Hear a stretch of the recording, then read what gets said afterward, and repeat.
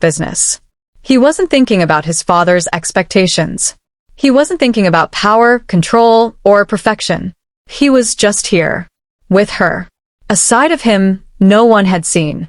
The morning light filtered through the curtains, casting a warm glow over the room. Meera lay beside him, her face turned away, as if she was suddenly shy. Gumin smirked.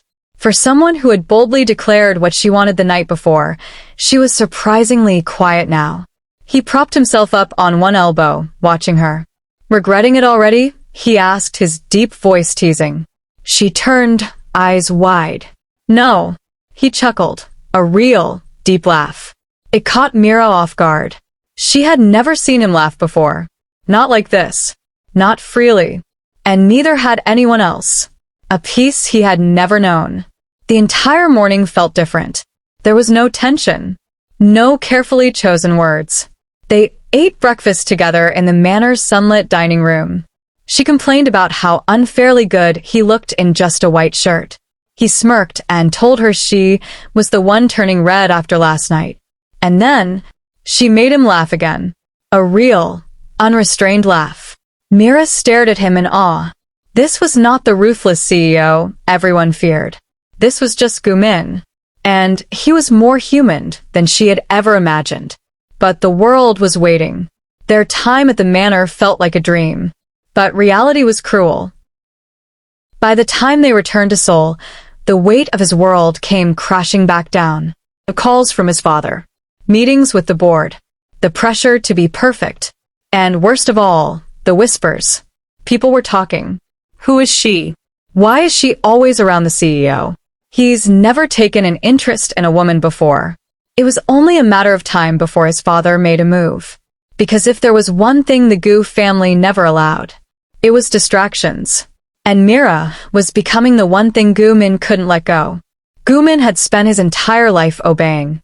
He had followed every rule, met every expectation, played the perfect son, the perfect heir, the perfect CEO.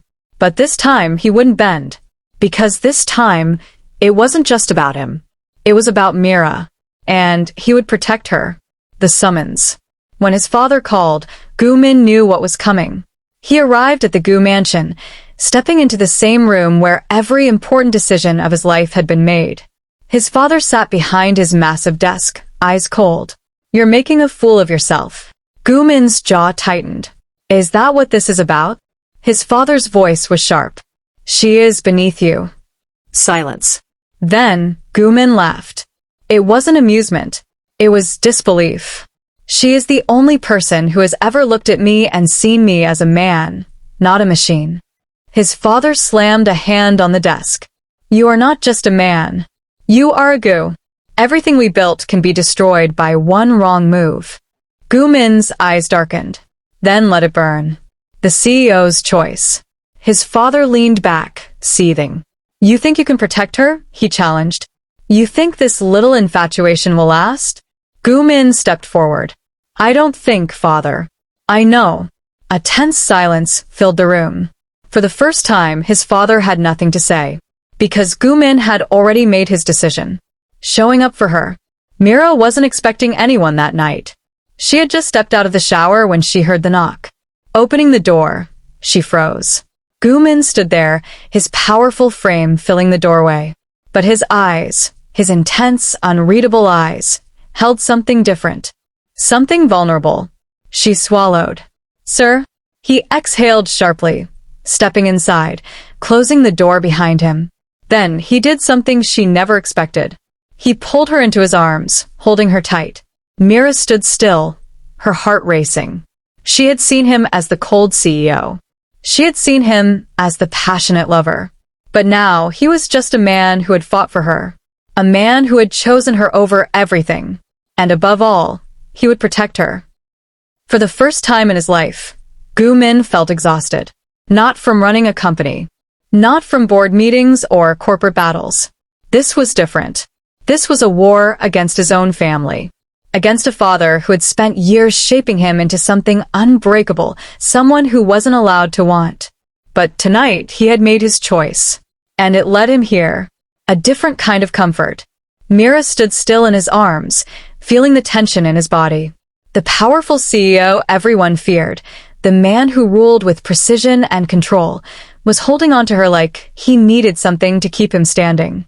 After a moment, she gently pulled back, looking up at him. "You came all the way here," she whispered. Guman exhaled, his hand running through his hair. He had never looked so tired. "They want to control everything," he murmured. "Even who I love." Meera's breath caught. Love? But before she could dwell on it, his fingers brushed her cheek. "I'm not perfect, Meera," he admitted. "I've spent years trying to be the man my father demands. But for the first time, I don't care what they want." She searched his eyes. "Then what do you want?" A slow silence settled between them. Then, with certainty, he answered, "You." Meera swallowed, her chest tightening. Here he was, the cold CEO, stripped of his armor. She took his hand, leading him to her small kitchen. "Sit," she instructed. Guman arched a brow. "Meera." "Sit," she repeated, firmer. He obeyed, watching as she moved around the kitchen, her expression determined. "I'm making you ramen." A ghost of a smirk touched his lips. "Ramen." Meera shot him a look. "It's the best I can do right now. You need to eat." Guman leaned back, amused. No one had ever spoken to him like this. Minutes later, she placed the steaming bowl in front of him. He hesitated. "I don't usually eat." "I know," she interrupted, "but try it anyway." Guman sighed, picking up the chopsticks. The first bite was simple, warm, familiar, completely different from the five-star meals he was used to. But somehow it was the best thing he had eaten in a long time. Meera watched him closely. "Well?" He took another bite, then another, and then he nodded. A slow smile spread across her lips. "Told you. More than just a meal." They sat in silence as he ate. But it wasn't uncomfortable. It was peaceful. When he finally set the bowl down, he glanced at her. "Thank you." Meera's heart skipped, not just because of the words, but because of the way he said them. Soft, sincere, unfiltered. "You're always so strong," she whispered. "Do you ever let yourself just be?" His jaw tightened. "No," he admitted. Her hand covered his. "You can. With me." Guman stared at her.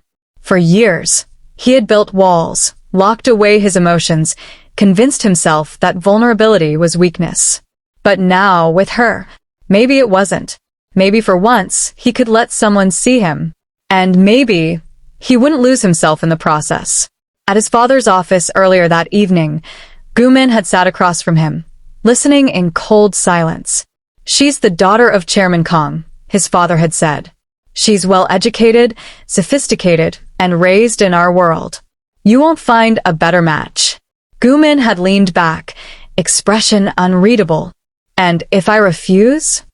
His father's voice was sharp. "Then you'll lose everything." Guman had barely flinched.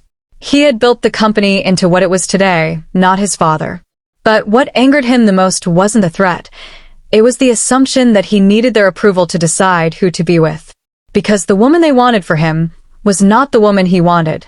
And that was why, instead of entertaining his father's plans, he found himself here, at Meera's door. Like and subscribe to get notification when I post.